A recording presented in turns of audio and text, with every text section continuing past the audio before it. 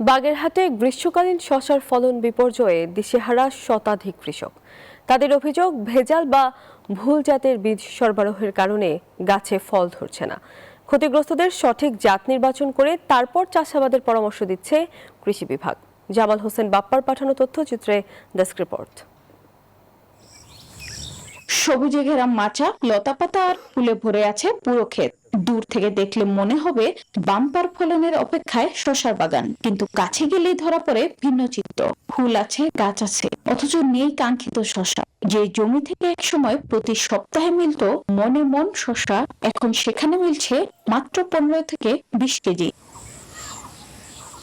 এমন চিত্র বাগেরহাটের বিভিন্ন উপজেলার শসা ক্ষেতে। রমজান মাসে এসব ক্ষেত থেকে প্রতিদিনই 30 থেকে 40 মণ পর্যন্ত শসা বিক্রি করেছেন অনেক কৃষক, কিন্তু মৌসুমের শেষ ভাগে এসে গাছের ফলন প্রায় বন্ধ। উৎপাদন খরচ তো দূরের কথা, অনেকেই মূলধন ফেরত পাওয়া নিয়েও শঙ্কায় রয়েছেন। বসুন্ধরা টিস্যু, অশুদ্ধতার বিরুদ্ধে এক বিন্দুও ছাড় নয়। ক্ষতিগ্রস্ত কৃষকদের অভিযোগ, উন্নত জাতের শসার বীজ কিনলেও তা প্রত্যাশিত জাতের ছিল না, ফলে অধিকাংশ গাছে পুরুষ ফল ধরছে। এতে বড় ধরনের আর্থিক ক্ষতির মুখে পড়েছেন তারা। ফলন খুবই কম, পুরুষ ফুল অনেক বেশি, স্ত্রীর ফুলের সংখ্যাটা অনেক কম। ফুল আছে, ফল নেই। আমি যে গাড়ি ভাড়া দিয়ে আসছি, সেই গাড়ি ভাড়ার টাকা আমার গায়ে বাজবে। এই সিজনে খালি গাছই দেখা যাচ্ছে, ফল নাই বললেই চলে।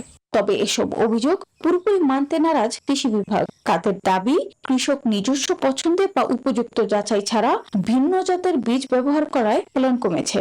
আহ্বান করছি যে তারা যেন উপজেলা কৃষি অফিসের সাথে যোগাযোগ করে তারা জাত পরিবর্তনের ক্ষেত্রে তাদের এই মতামতটা যেন কৃষি বিভাগের মতামতটা নেয়। ক্ষতিগ্রস্ত কৃষকদের প্রত্যাশা, ক্ষতির সঠিক মূল্যায়ন, প্রয়োজনীয় সহায়তা এবং মানসম্মত বীজের নিশ্চয়তা দেওয়া হলে আগামী মৌসুমে আবারও ঘুরে দাঁড়াতে পারবেন তারা।